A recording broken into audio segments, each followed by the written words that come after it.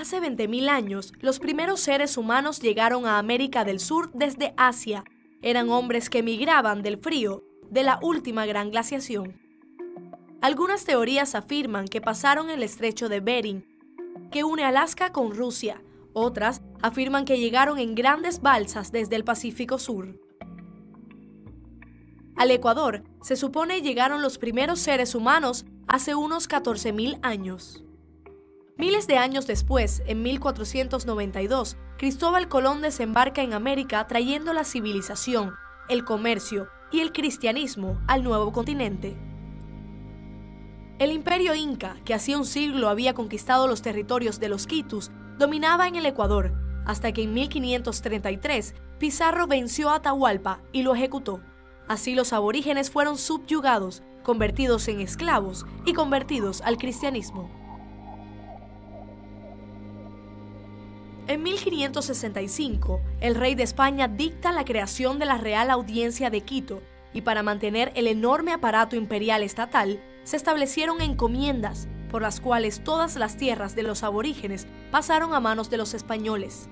Las mitas, que no era sino la obligación de trabajar sin descanso en las minas de oro y plata, y los obrajes, que eran las maquilas de la época, donde los indígenas debían vivir hasta la muerte.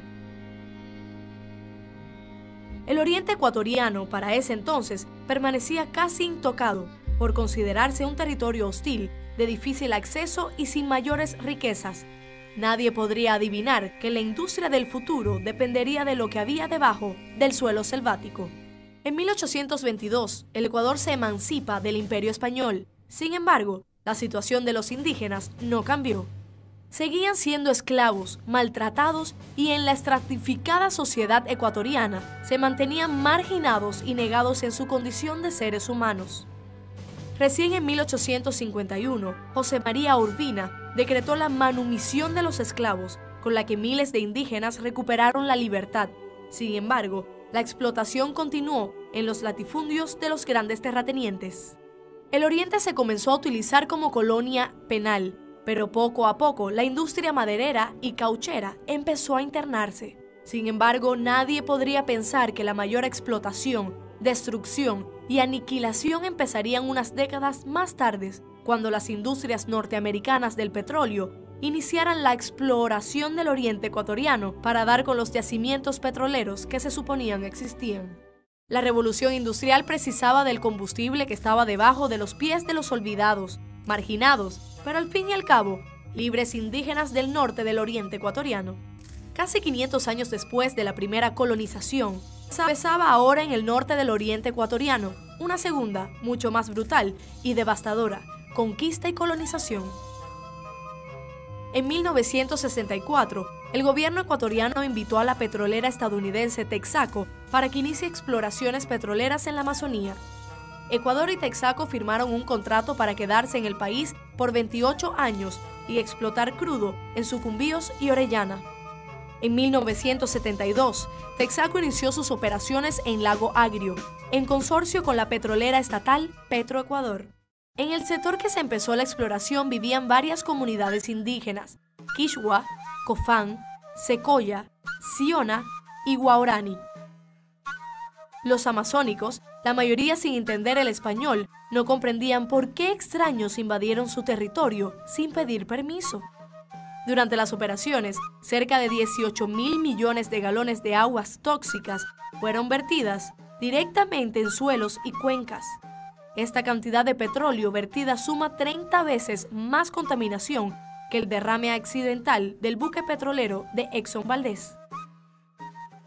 Mientras la petrolera seguía operando, un grupo de amazónicos de Shushufindi se sintieron afectados por la exploración de la petrolera.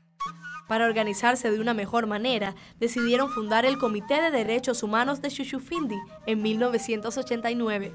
Pablo Fajardo, oriundo de Manabí, quien había llegado a la ciudad años antes, se encargaba de recibir quejas y comentarios de los que vivían cerca de los campos. Reclamos sobre suelos negros con crudo, problemas leves y graves de salud llegaban todos los días a su oficina.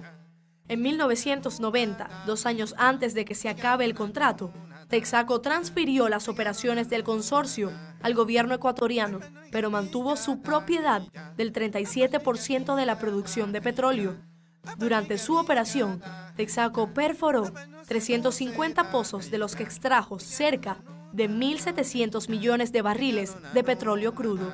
En 1992, Petroecuador se convirtió en el propietario del 100% de la concesión y Texaco dejó el país. 3 años después, empezó con el proceso de remediación ambiental que duró hasta 1998.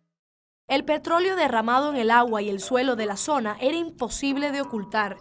A inicio de los 90, Judy Kimberly, una abogada estadounidense, llegó a Ecuador para conocer la Amazonía como turista. Se impactó por los niveles de contaminación que observó en los pozos donde había operado Texaco y decidió escribir un libro sobre su vivencia y lo publicó en Estados Unidos. Este texto llegó a manos de Cristóbal Bonifaz, un abogado ecuatoriano radicado en Estados Unidos, que retornó al Ecuador para constatar lo escrito por Kimberly. Lo comprobó y regresó a Estados Unidos decidido que debía hacer algo. En 1993, junto con otros abogados, demandó a Texaco por contaminación ambiental. Al comienzo, ellos representaban a 76 demandantes ecuatorianos. Este número fue creciendo mientras más amazónicos se enteraban de que existía esa demanda.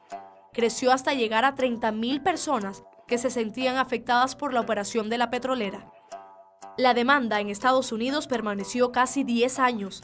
Pasó por manos de varios jueces y mientras no se sabía qué pasaría con la demanda, Texaco interpuso 9 demandas en contra de los afectados, acusándolos de fraude, enriquecimiento ilícito y otros.